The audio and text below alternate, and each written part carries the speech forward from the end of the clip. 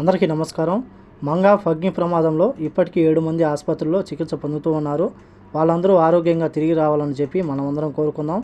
ఆ యొక్క కుటుంబాలకు సంబంధించి కుటుంబ సభ్యులు కువైట్కు చేరుకోవడం జరిగింది. మంగాఫ్లోని ఎన్బిటిసి నివాసంలో అగ్ని ప్రమాదంలో మరణించిన బీహార్ ఉద్యోగి సోదరుడు షారుఖ్ ఖాన్ కువైట్ అధికారులు డిఎన్ఏ పరీక్షలు పూర్తి చేయాలని కువైట్కు తీసుకువచ్చామని చెప్పి ఆయన వెల్లడించారు.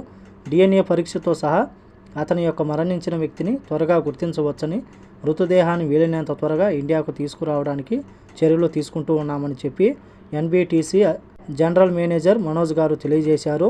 కాగా అగ్ని ప్రమాదంలో గాయపడి కువైట్లో చికిత్స పొందుతూ ఉన్న ఇతర ఉద్యోగుల కుటుంబ సభ్యులు 5 ఆదివారం కువైట్కు చేరుకున్నారని చెప్పి, బుధవారం నాటికి మరో 4 కువైట్కు చేరుకుంటారని చెప్పి ఎన్బిటిసి అధికారులు తెలిపారు. మొదటి దశగా ఎన్బిటిసి గాయపడిన ఉద్యోగుల కుటుంబ సభ్యులను తీసుకువచ్చింది. వారి కుటుంబ సభ్యులను కలవాలని వారి కోరికలను వ్యక్తం చేశారు.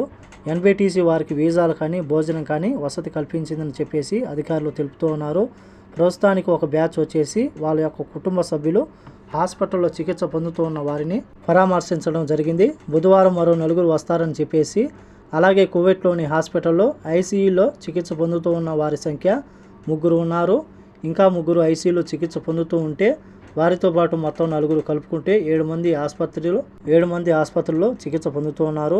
అలాగే ఆసుపత్రిలో చికిత్స పొందుతూ ఉన్నవారు ఎటువంటి ఇబ్బంది లేకుండా సంపూర్ణ ఆరోగ్యంతో తిరిగి రావాలని చెప్పి మనమందరం ఆ యొక్క భగవంతుని ప్రార్థిద్దాం.